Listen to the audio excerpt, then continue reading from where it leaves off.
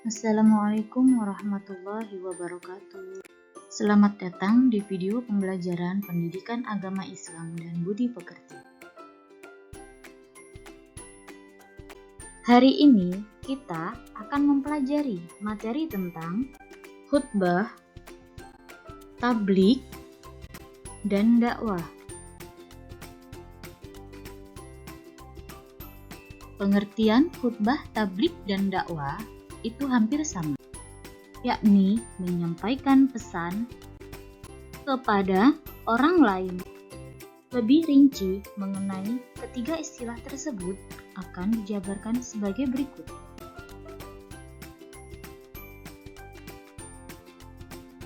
Yang pertama yaitu khutbah. Kata khutbah berasal dari bahasa Arab, yaitu khotoba, yakhtubu, khutbatan. Secara bahasa berarti memberi nasihat dalam beribadah. Sedangkan secara istilah yaitu kegiatan ceramah kepada sejumlah orang Islam dengan syarat dan rukun tertentu yang berkaitan langsung dengan keabsahan atau kesunahan dalam beribadah. Macam-macam khutbah diantaranya yaitu sebagai berikut. Khutbah pada sholat Jumat, khutbah sholat Idul Fitri, khutbah sholat Idul Adha, khutbah sholat istisqa, khutbah nikah, dan lain sebagainya.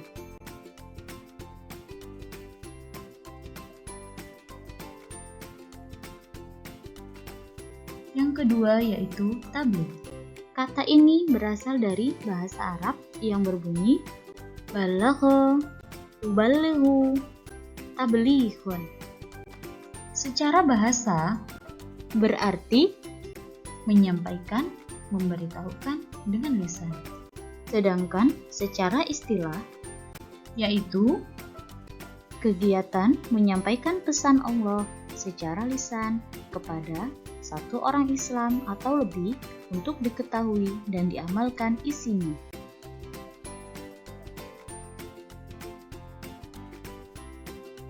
Yang ketiga, dakwah. Kata ini berasal dari bahasa Arab yang berbunyi da'a, yad'u, da'watan. Secara bahasa berarti memanggil, menyeru, dan mengajak pada suatu hal. Sedangkan secara istilah yaitu kegiatan mengajak orang lain, seseorang atau lebih ke jalan Allah secara lisan atau perbuatan. Kegiatan dakwah bukan hanya ceramah saja, tetapi juga aksi sosial yang nyata, seperti santunan anak yatim, sumbangan untuk membangun fasilitas umum, dan lain sebagainya.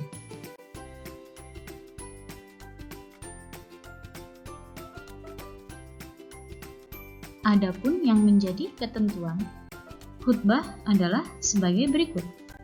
Yang pertama yaitu syarat khatib. Syarat ini meliputi Islam, baligh, berakal sehat, dan mengetahui ilmu agama. Yang selanjutnya yaitu rukun khutbah.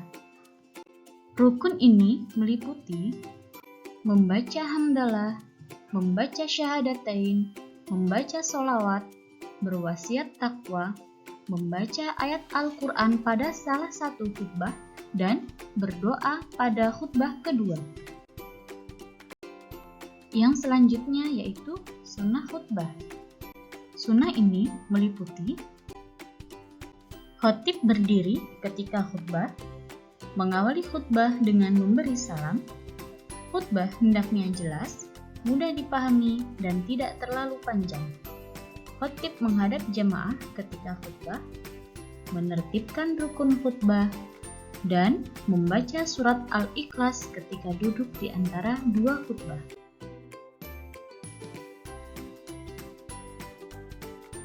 Sedangkan ketentuan tabligh adalah sebagai berikut.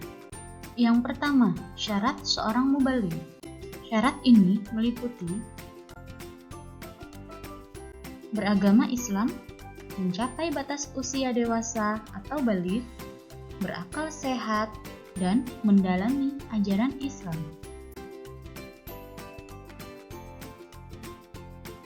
Yang selanjutnya yaitu etika menyampaikan tabligh atau etika dalam berdakwah. Etika ini meliputi bersikap lemah lembut, tidak kasar, dan tidak merusak, menggunakan bahasa yang mudah dimengerti, mengutamakan musyawarah dan diskusi untuk memperoleh kesepakatan bersama. Materi dakwah harus mempunyai dasar hukum yang kuat dan jelas, menyampaikan dengan ikhlas dan sabar, serta tidak menghasut orang lain untuk bermusuhan, merusak, berselisih, dan mencari kesalahan orang lain.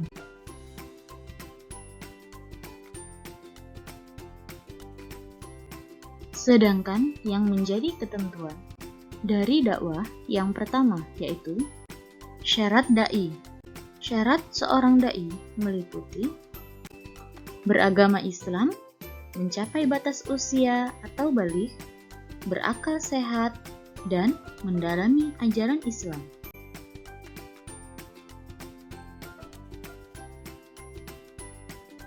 Yang selanjutnya yaitu etika dalam berdakwah.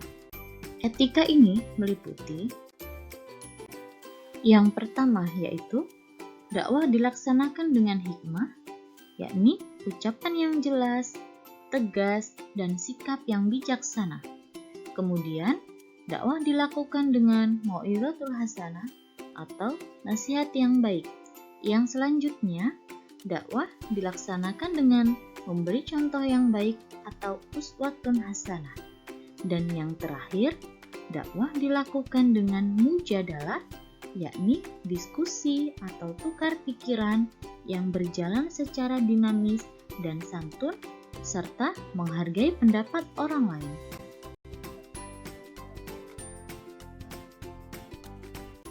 Berikut perilaku mulia yang dapat diamalkan dalam kehidupan sehari-hari yang berkaitan dengan nilai-nilai khutbah, tabligh, dan dakwah. Yang pertama, ketika melaksanakan sholat Jumat, hendaklah mengamati dan menyimak khutbah yang disampaikan khatib. Kemudian, ketika melihat kemungkaran di sekitar kita, kita harus mencegahnya dengan memberikan alasan yang logis, baik atas dasar agama maupun sosial dan yang lainnya. Kemudian, ketika melihat sesuatu yang baik, mencontohlah, dimulai dari diri sendiri, dari yang terkecil, dan dari saat ini. Selanjutnya, melibatkan diri secara aktif pada kegiatan keagamaan, seperti peringatan Hari Besar Islam. Dan yang terakhir, memprakarsai kegiatan dakwah Islam di sekolah, remaja masjid, karang taruna, dakwah kampus, dan lain sebagainya. Demikianlah penjelasan dari materi khutbah, tabligh, dan dakwah.